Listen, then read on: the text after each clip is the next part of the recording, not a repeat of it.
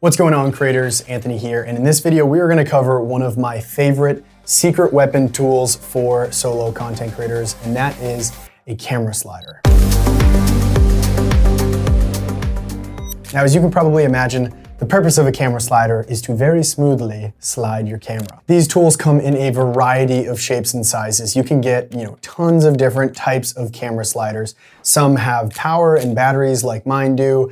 Others are completely handheld where you're just, manually moving the camera back and forth. Others don't actually have sliders and they just have wheels that you can roll on a table. They all serve that same fundamental purpose. Very smooth, heavily controlled movements. Now, I personally think of all the sliders on planet Earth, for a solo creator, a YouTuber, a commercial filmmaker, this is my favorite setup, and that's what I want to go over today. This is one of the slider rigs sold by Edelkrone.com. And before I dive into all the different ways that I specifically use this in my content creation workflow, I just want to tell you some of the key things about this setup. The first thing I want to share, and it's probably pretty obvious based on just looking at it, the actual track slides with the camera. So what's key here is most cameras, let's say if we were getting a shot like this where we're looking that way, as we slide back, if that slider was normally out here, it's now going to be in the shot. The actual railing of the slider is going to be in it.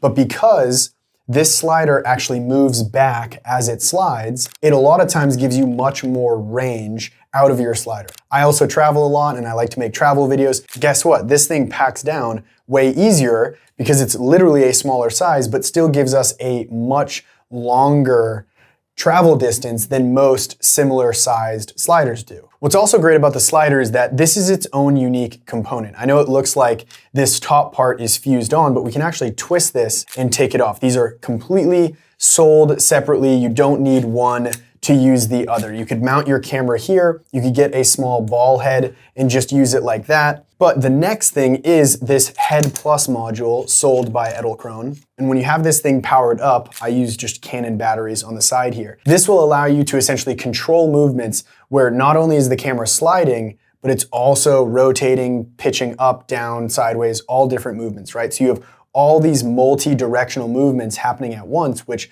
otherwise would usually require multiple people to capture. Now, of course, when we take something like this is a motor, we can slide it on the edge of our slider here. This also has batteries. Now we can go completely hands-free. Edelkrone actually has an app on my phone that I'm gonna open up right now. And once both motors are officially powered on, it has a smart pairing mode. So I can just tap that, hit start, and it's gonna automatically pair to both the slider motor and the Head Plus motor. So you can see now, without having to touch the slider, I can use the remote on my phone and control both how it slides on the track like I am right now, but I can also control the head module. So I can tilt the camera up, I can rotate it from side to side. Lots of free range right here, so I could remotely control a shot without having to touch the camera at all outside of hitting the record button. But I can also keyframe position. So let's say this is where I wanted the camera to start. I can hold this button right here. It's now saved that location. I can now move the slider. Let's actually go this way. And then I can, let's say I wanted to pitch it up towards the sky. So now we have our second location. I'm gonna hit that button. So now we've locked in that second location. Now I can just tap on the first and it's automatically gonna rotate both the slider and the camera into that initial position. And we are just scratching the surface. There's obviously so much automation in here. We can control the speed, the smoothness.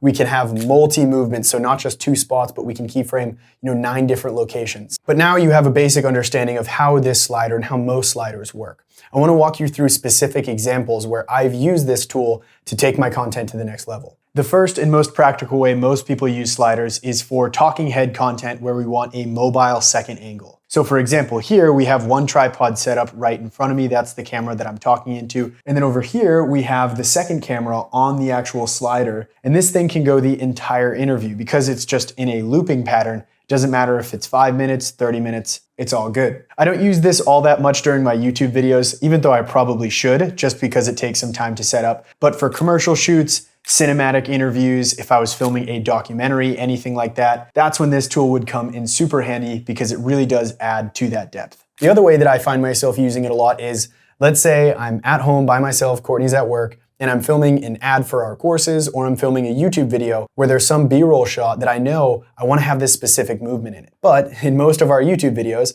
I'm not just the cameraman, I'm also the actor or talent on screen, and I'm the director. So because I can't move the camera while I'm also acting, I can then use this tool, frame up my shot, automate a perfectly smooth movement, hit record, go stand wherever I need to be, and then basically just tap one of these buttons and then wait for the camera to start moving, and then I can do my movement. This is how, as a solo creator, I'm able to get smooth cinematic movements without anybody actually operating the camera for me. Now, the next way I really love using my slider is with motion time lapses. So in case you didn't know, a time lapse is just a series of photos taken at set intervals. We can then squish those photos together and make it seem like time is passing really, really fast. Normally, time lapses are set up on a tripod and there isn't any movement outside of maybe a very slight digital zoom in, which you do in the editing program. Well, with a slider, we can actually set our 2 keyframes with the app and then have a very slow movement and have a time lapse going the entire time. This is going to give us a very unique look to our time lapses that most people aren't able to create, which is why I love this tool. Now, I will say, pro tip, if you do have a gimbal, like any of the gimbals that we've talked about in this program sold by DJI or Zhiyun,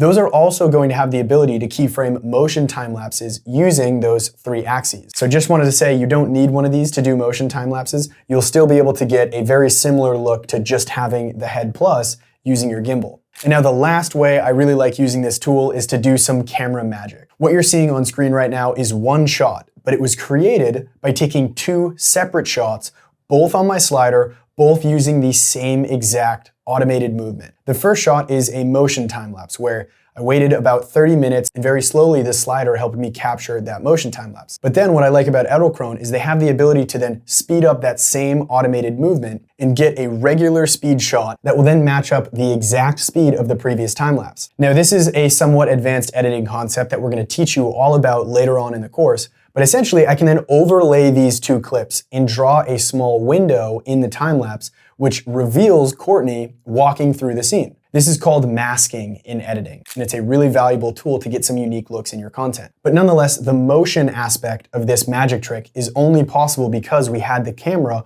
on the slider and we could perfectly automate those movements. Now, what you're seeing on screen right now are some other examples of how I've used a very similar effect to essentially clone myself while still having movement in the scene. Again, that's just multiple shots, all layered one another on top of each other, but supported by the fact that each one had the same automated movement thanks to the slider. And that basically does it. Those are the 4 major ways that I use the camera slider in my workflow. I will say that I maybe break this tool out once a month, once every other month when I have a really specific shot that I need it for. So if you're watching this and you're like, oh my God, I can't buy a slider like this, don't worry at all, just save up over time. Most people don't even need this. But I do get a lot of people asking me how I get some of these unique looks, and I wanted to include this video in the course because I do genuinely think they are very fun tools. With that being said though, even after that spiel, if you're like, I definitely want to buy this, let me walk you through exactly what the different pieces are that make up this kit. So I'm going to reference my notes over there, but to start, we have the actual slider itself, which is the Edelkrone Slider Plus Long Edition, and that's $499 for just the slider. Then we have the Slide Module V2. This is the actual motor that powers the slider. That's $549. And then finally, we have the Big Kahuna. This is the Head Plus module. That's gonna run you $999. Now you know, if you're interested, I'll have links to everything in the description beneath this video. Thank you so much for watching, and I'll see you in the next one.